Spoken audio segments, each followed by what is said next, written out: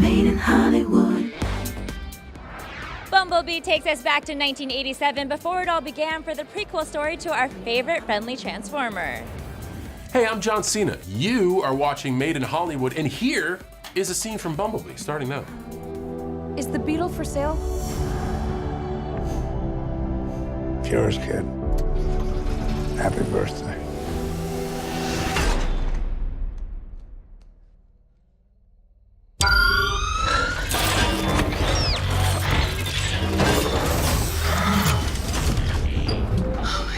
Was it weird for the first scene that you had to do where you did have to act opposite a tennis ball? Oh yeah, absolutely. I mean, I had a moment before we started filming where I was like, this isn't gonna be that bad. I mean, you know, just use your imagination. And so I was like, yes, this should be fine. And it really wasn't until I was faced with the tennis ball that I had to then face the reality of the next 4 months of my life, so. Will you just explain his position? We're in a performing and creative business. Everybody creates a different way. Some people need something there. I was fine. I love to be imaginative. The very first time I read the script, I could see the universe, so it wasn't too bad. I feel like I'm more used to like green screen now, just because I've been in so many like VFX heavy movies now. But me and the tennis ball, we're like this. So you have no idea where he came from? No idea. Well, it's just challenging to craft a story where people can forge an emotional connection with something that doesn't exist. Oh, I'm good. No, I'm good, thanks. And that's the case in Bumblebee. There's a war raging on our planet. If this criminal isn't found, that war may find its way here.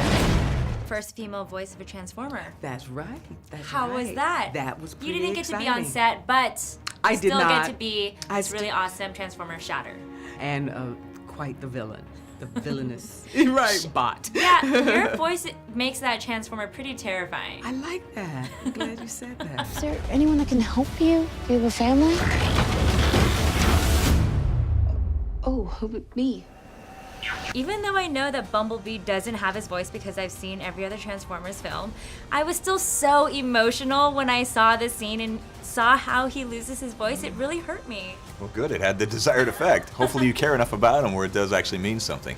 Yeah, you know, we're telling an origin story about Bumblebee, and famously in the live action films, he speaks through snippets of sound and audio and music and everything else. It felt appropriate for us to see how he lost this instrument and how he ultimately regained his voice.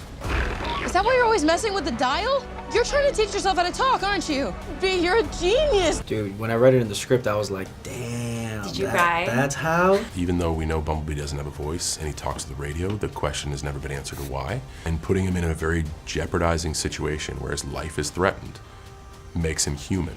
So I think that, amidst all the other things that humanize Bumblebee, is why we begin to feel sympathetic for him. They're calling an army.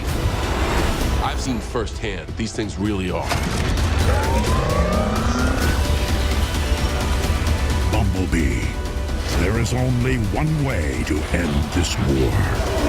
What is it like for you watching this movie, the final project, because you didn't get to see any of the CGI until obviously afterwards? It's like watching a movie for a script that you never read. It's everything brought to life and in ways that you may have thought that it was gonna turn out, or in no way could you have ever imagined it would have looked like that. With Charlie, this strong, young, 17-year-old female, first female lead in a Transformer movie.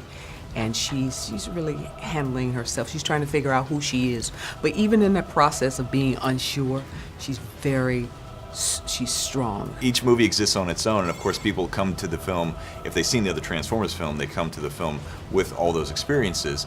And if they're seeing a Transformers film for the first time, my goal is that from beginning to end, we're giving people something that's self-contained, that you don't need to know anything about the Transformers, and if you do, there are layers of Easter eggs and whatnot that people can enjoy. Bumblebee. I'm gonna call you that.